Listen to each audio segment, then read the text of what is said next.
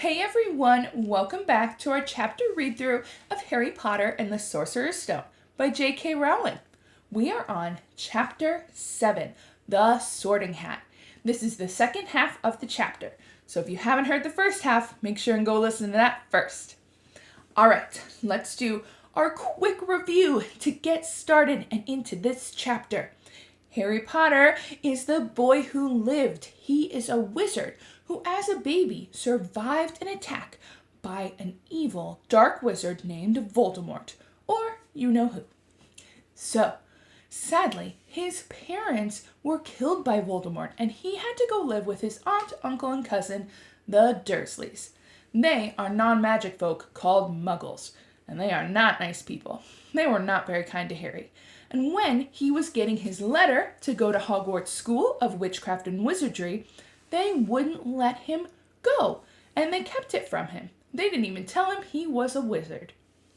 So, Hagrid, who works at Hogwarts and is a friend of Harry, took Harry to go buy his things at Diagon Alley, which has wizard shops. He bought his spell books, his wand, and went to the wizard bank, Gringotts. So, we just heard about Harry meeting some friends on the Hogwarts Express, the train that leaves from platform 9 3/4 to go to Hogwarts. Harry just got there with his new friends, Ron Weasley, Hermione Granger, Neville Longbottom, his not-so-friends, Draco Malfoy, Crabbe and Goyle, and Ron's siblings, who are older than him, but Percy, Fred, and George. So those are kind of all the friends we've met so far. We'll meet a lot more and some of the other first years as they complete the sorting. The sorting is when you put on a magic hat that tells you what house in the Hogwarts school you belong to. There's Gryffindor, Hufflepuff, Ravenclaw, or Slytherin. We just finished where Harry was called to come and put the hat on. So let's see where he gets sorted. And then at last, Potter! Harry! As Harry stepped forward, whispers suddenly broke out like little hissing fires all over the hall. Potter, did he say? The Harry Potter? The last thing Harry saw before the hat dropped over his eyes was a hall full of people craning to get a good look at him. Next second, he was looking at the back inside of the hat. He waited. Said a small voice in his ear. Difficult, very difficult. Plenty of courage, I see. Not a bad mind either. There's talent, oh my goodness, yes. And a nice thirst to prove yourself.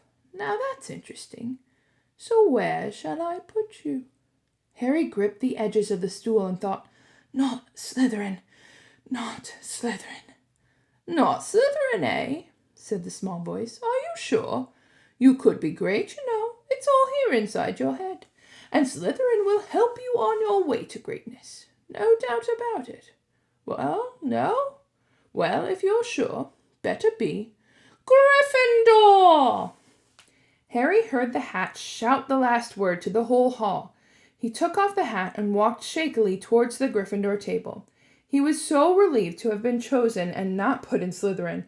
He hardly noticed that he was getting the loudest cheer yet. Percy the prefect got up and shook his hand vigorously, while the Weasley twins yelled, We got Potter! We got Potter! Harry sat down opposite the ghost in the ruff he'd seen earlier. The ghost patted his arm, giving Harry a sudden horrible feeling he just plunged into a bucket of cold ice water. He could see the high table properly now. At the end nearest him sat Hagrid, who caught his eye and gave him the thumbs up. Harry grinned back. And there, in the center of the high table, in a large gold chair, sat Albus Dumbledore. Harry recognized him at once from the card he'd got out of the chocolate frog on the train. Dumbledore's silver hair was the only thing in the whole hall that shone as brightly as the ghost's. Harry spotted Professor Quirrell, too, the nervous young man from the Leaky Cauldron. He was looking very particular in a large purple turban. And now there were only 3 people left to be sorted. Turpin Lisa became a Ravenclaw, and then it was Ron's turn. He was a pale green by now. Harry crossed his fingers under the table, and a second later the hat shouted, "Gryffindor!" Harry clapped loudly as the rest, as Ron collapsed into the chair next to him. "Well done, Ron, excellent," said Percy Weasley pompously across Harry, as Zambini Blaze was made a Slytherin. Professor McGonagall rolled up her scroll and took the sorting hat away. Harry looked down at his empty gold plate. He had only just realized how hungry he was. The pumpkin patsies seemed ages ago.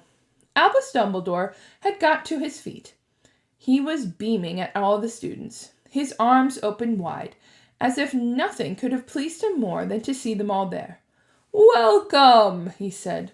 "Welcome to a new year at Hogwarts. Before we begin our banquet, I would like to say a few words, and here they are.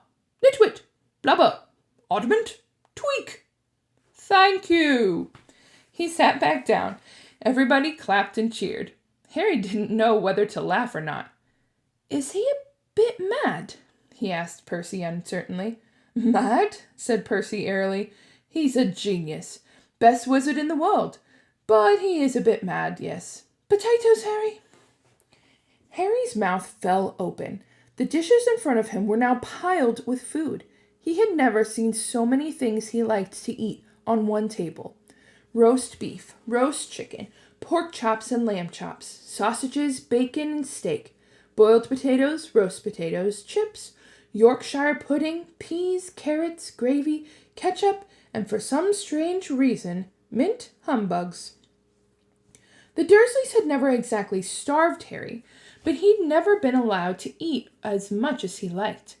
Dudley had always taken anything that Harry really wanted, even if it had made him sick.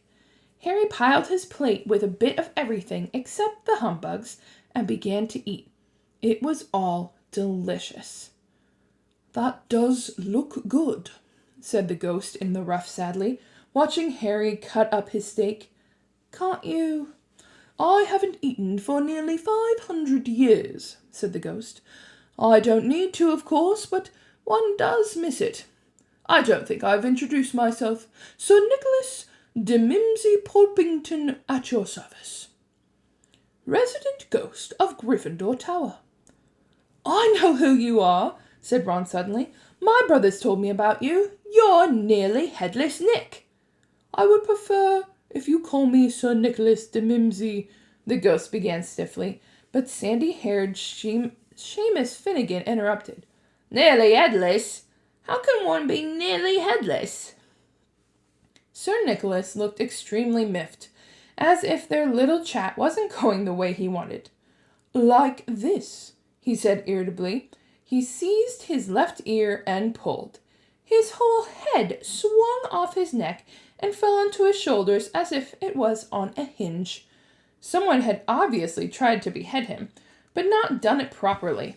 Looking pleased at the stunned looks on their faces, Nearly Headless Nick flipped his head back onto his neck, coughed, and said, "So, new Gryffindors. I hope you're going to help us win the house championship this year. Gryffindor have never gone so long without winning. Slytherin have got the cup 6 years in a row. The bloody Baron's becoming almost unbearable. He's the Slytherin ghost." Harry looked over at the Slytherin table and saw a horrible ghost sitting there, with blank staring eyes, a gaunt face, and robes stained with silver blood. He was right next to Malfoy, who, Harry was pleased to see, didn't look too pleased to be seated with the seating arrangements. "How did they get covered in blood?" asked Seamus with great interest. "I've never asked," said Nearly Headless Nick delicately. When everyone had eaten as much as they could, the remains of the food faded from the plates, leaving them sparkling clean as before. A moment later, the puddings appeared. Blocks of ice cream in every flavor you could think of, apple pies, treacle tarts, chocolate eclairs and jam donuts, trifle, strawberries, jelly, rice pudding. As Harry helped himself to a treacle tart, the talk turned to their families. "I'm half and half," said Seamus. "My dad's a muggle, Mum didn't tell him she was a witch till after they married. Bit of a nasty shock for him." The others laughed. "What about you, Neville?" said Ron. "Well, my gran's brought me up, and she's a witch," said Neville, "but the family thought I was a muggle for ages. My great-uncle, Algie, kept trying to catch me off guard and force the magic out of me. He pushed me off the end of Blackpool Pier once. I nearly drowned. But nothing happened until I was 8. Great-uncle Algie came around for tea, and he was hanging me out of an upstairs window by the ankles when my great-auntie Enid offered him a meringue, and he accidentally let go. But I bounced all the way down the garden and into the road. They were all really pleased. Gran was crying. She was so happy. And you should have seen their faces when I got in here. They thought I might not have enough magic to come, you see. Great-uncle Algie was so pleased, he bought me this toad." On Harry's other side, Percy Weasley and Hermione were talking about lessons. "I do hope they start straight away. There's so much to learn. I'm particularly interested in transfiguration, you know. Turning something into something else. Of course, it's supposed to be very difficult." "You'll be starting small. Just matches into needles, that sort of thing." Harry, who was starting to feel warm and sleepy, looked up at the high table again. Hagrid was drinking deeply from his goblet. Professor McGonagall was talking to Professor Dumbledore. Professor Quirrell, in his absurd turban, was talking to a teacher with greasy black hair, a hooked nose, and shallow skin. It happened very suddenly. The hook-nosed teacher looked past Quirrell's turban straight into Harry's eyes, and a sharp, hot pain shot across the scar on Harry's forehead. "Ouch!" Harry clasped his hand to his head. "What is it?" asked Percy. Nothing." The pain had gone as quickly as it had come. Harder to shake off was the feeling Harry had got from that teacher's look, a feeling that he didn't like Harry at all. "Who's that teacher talking to Professor Quirrell?" he asked Percy. "Oh, you know Professor Quirrell already, do you? No wonder he's looking so nervous. That's Professor Snape.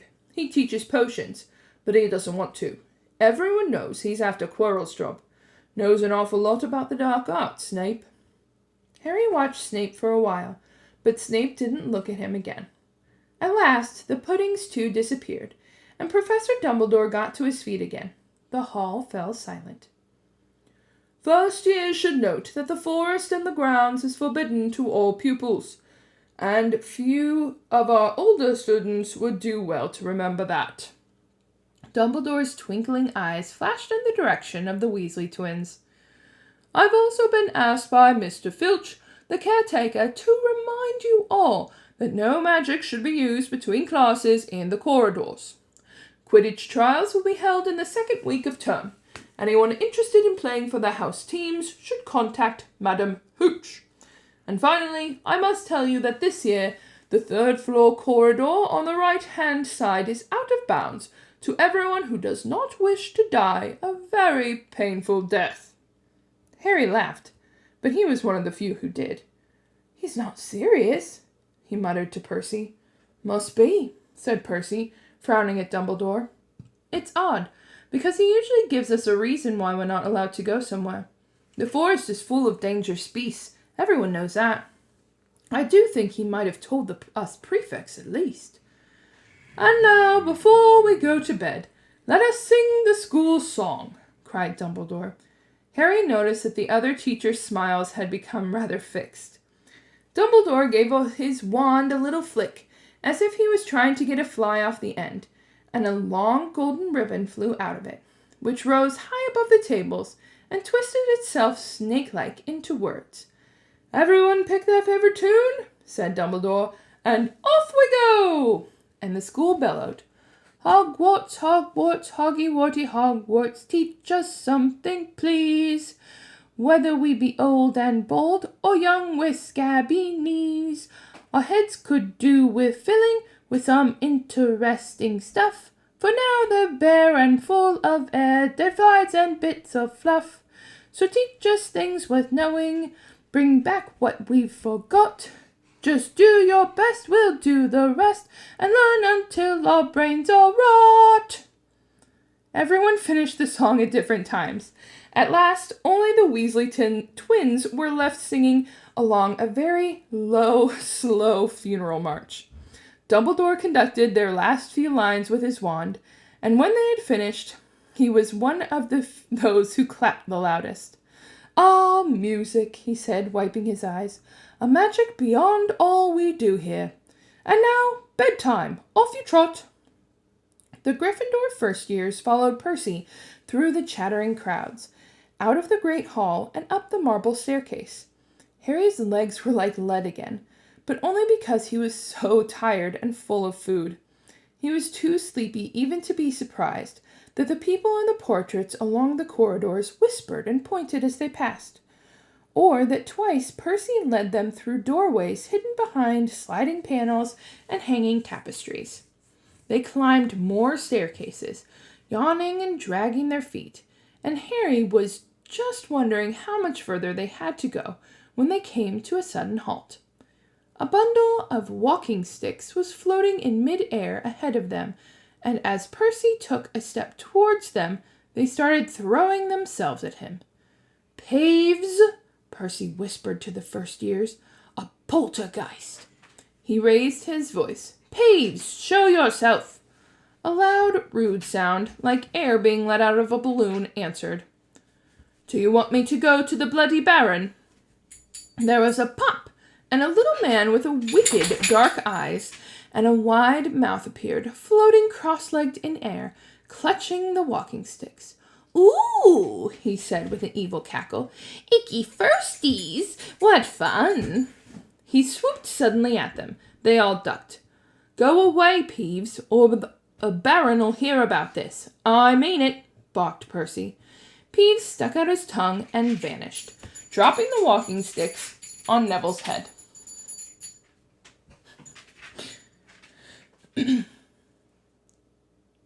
They heard him zooming away, rattling coats of armor as he passed. "You want to watch out for Peeves," said Percy, as they set off again. "The Bloody Baron's the only one who can control him. He won't even listen to us prefects. Here we are." At the very end of the corridor hung a portrait of a very fat woman in a pink silk dress. "Password?" she said. "Cabot Draconis," said Percy, and the portrait swung forward to reveal a round hole in the wall. They all scrambled through it, Neville needing a leg up, and found themselves in the Gryffindor common room, a cozy round room full of squashy armchairs. Percy directed the girls through one door to their dormitory, and the boys through the other.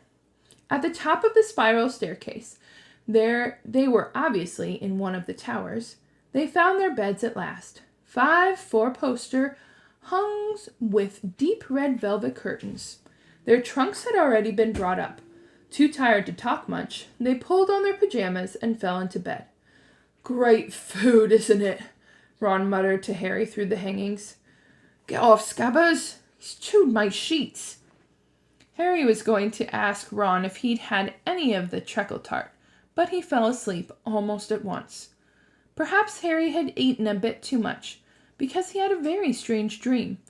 He was wearing Professor Quirrell's turban, which kept talking to him, telling him that he must transfer to Slytherin at once, because it was his destiny.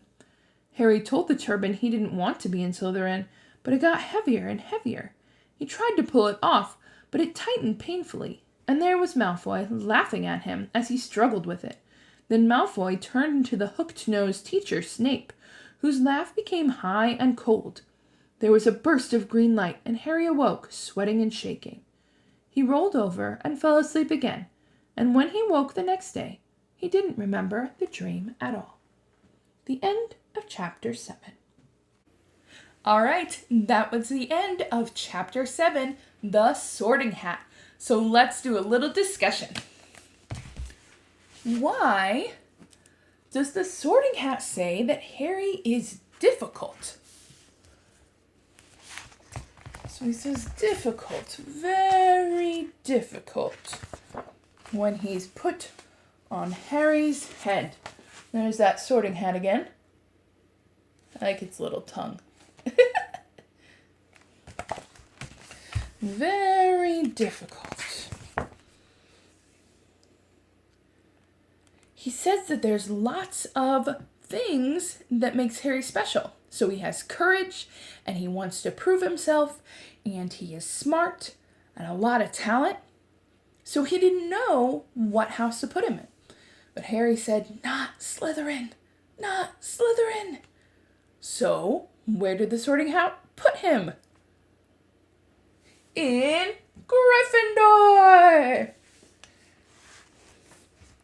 They were pretty excited, weren't they? Who is Nearly Headless Nick? Nearly Headless Nick is a ghost. Now, this picture can be a little, it's a lot. So, here is a picture of Nearly Headless Nick. Oh boy. He prefers Sir Nicholas. But he is the ghost of the Gryffindor house. And so he was sitting and talking with some of the new Gryffindor students. What warnings does Professor Dumbledore give to all the students at the end of the feast? So they had eaten lots of food, good yummy stuff. Then Dumbledore stands up and he tells them some things, doesn't he? He says, 1, don't go into the Forbidden Forest. It is forbidden, which means you cannot go in there. You are not allowed. Because there are some animals that probably would not be very nice to meet. And then he also said that no magic in the corridors. If you remember going to school, how busy it could be in the hallways, could you imagine adding magic to that? Ugh. And then the Quidditch trials, so the team for their Quidditch game is coming up. And finally, they have a special announcement this year that there is a spot on the 3rd floor corridor that they are not supposed to go to. Or, as he puts it, the site is out of bounds to everyone who does not wish to die a very painful death. Ooh, that's not good. So, hopefully people will stay away from that. Who do we meet on our way to the Gryffindor Tower? We meet Peeves the Poltergeist. So he's kind of a ghost too, but a little bit different because he's haunting the castle and he does things just to bother people all the time. So much. Apparently there's only one ghost he listens to and the headmaster, and that's it. So what is in front of the Gryffindor Tower? How do they get in? They have a portrait of, as they call it, the fat lady, and they have to give her a password, Caput Draconis, to get into the Gryffindor Tower, where they have their common room and their dormitories, so their bedrooms where all of each year sleeps. So the first years would be together, boys and then girls and all of that. So that is the end of Chapter 7, The Sorting Hat. We will be back next time with more Harry Potter and the Sorcerer's Stone by JK Rowling. Thank you for joining us, and we'll see you next time. Bye!